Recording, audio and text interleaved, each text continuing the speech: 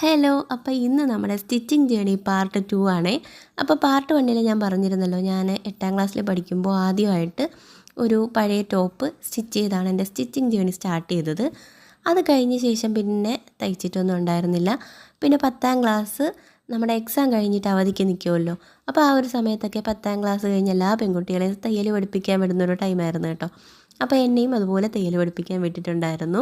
അപ്പോൾ എനിക്കിതിലൊക്കെ ഒരു ടേസ്റ്റ് ഉണ്ടെന്ന് മനസ്സിലാക്കി എന്നെ ഒരു ഡിസൈനർ ആക്കണമെന്ന് ആഗ്രഹിച്ചൊക്കെ എൻ്റെ കുഞ്ഞമ്മയാണ് അതിന് മുൻകൈ എടുത്ത് എന്നെ തയ്യൽ പഠിക്കാൻ വിട്ടത് കേട്ടോ. അപ്പോൾ അത് നമ്മുടെ വീട്ടിൻ്റെ അടുത്ത് തന്നെ തയ്ച്ചൊക്കെ കൊടുക്കുന്ന ഒരു ആൻറ്റിയുടെ വീട്ടിലാണ് പൊയ്ക്കൊണ്ടിരുന്നത് കേട്ടോ, ഒരു 2 മാസക്കാലം. സത്യം പറഞ്ഞാൽ അതുകൊണ്ട് എനിക്ക് വലിയ ഗുണമൊന്നും ഉണ്ടായില്ല. ആകെ പഠിച്ചത് ക്രോസ് പീസ് വെട്ടാനും അരികു മടങ്ങിയടിക്കാനും പിന്നെ ഒരു പെറ്റിക്കോട്ടും. ഇത് തന്നെയാണ് കൈത്തയ്യൽ വെച്ചിട്ട് ഇങ്ങനെ കുറേ ദിവസങ്ങൾ തയ്ച്ചുകൊണ്ടിരുന്നത്. പിന്നെ അപ്പോഴേക്കും ഞാൻ അടുത്ത കോഴ്സിലേക്ക് പോയി. പിന്നെ വലുതായിട്ടൊന്നും സ്റ്റിച്ചിങ്ങൊന്നും ചെയ്യാൻ പറ്റിയിട്ടുണ്ടായിരുന്നില്ല. അപ്പോഴും ഞാൻ എൻ്റെ പരീക്ഷണങ്ങളൊക്കെ തുടർന്നുകൊണ്ട് തന്നെ ഇരുന്നു കേട്ടോ. ഞാൻ പഴയ ഷോളും പഴയ സാരിയൊക്കെ എടുത്തിട്ട് ഇതുപോലെ എൻ്റെ അളവിൽ ടോപ്പൊക്കെ കൈകൊണ്ടും ഒക്കെ തയ്ക്കാൻ തുടങ്ങി. അപ്പോൾ അടുത്ത പാർട്ടിൽ ഞാൻ ബാക്കി കാര്യങ്ങൾ പറയാം. അപ്പോൾ ഇന്നത്തെ നമ്മുടെ ഒരു വർക്കെന്ന് പറയുന്നത് ഈ ഒരു ടോപ്പാണ് കേട്ടോ, വി കോളർ നെക്കിൽ.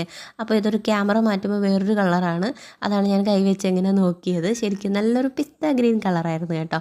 അപ്പോൾ നിങ്ങൾക്ക് വീഡിയോ ഇഷ്ടപ്പെടുകയാണെങ്കിൽ ഒന്ന് ലൈക്ക് ചെയ്യാനും ചാനലൊന്ന് സബ്സ്ക്രൈബ് ചെയ്യാനും മറക്കല്ലേ.